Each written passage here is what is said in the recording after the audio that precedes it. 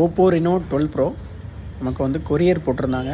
So courier ஆஃபீஸில் போய் courier வாங்கிட்டு செக் பண்ணி பார்த்தப்ப ஆண்ட்ராய்டு 15. ஸோ இந்த மாடல் வந்து பார்த்திங்கன்னா நம்ம சிப் ஆஃப் பண்ணி எஃப்ஆர்பி வந்து நம்ம பைபாஸ் பண்ண போகிறோம். ஸோ இது வந்து பிளாக் பேஸ்டட் ஐசி.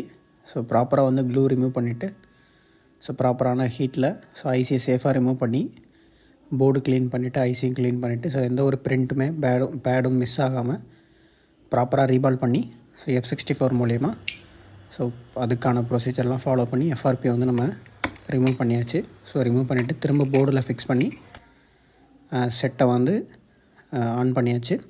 ஸோ கம்ப்ளீட்டாக செட்டப் ஸ்க்ரீன்லாம் உள்ளே போயிடுச்சு. ஸோ உள்ளே போனதுக்கப்புறம் எஃப்ஆர்பி வந்து பைபாஸ் ஆகிடுச்சு.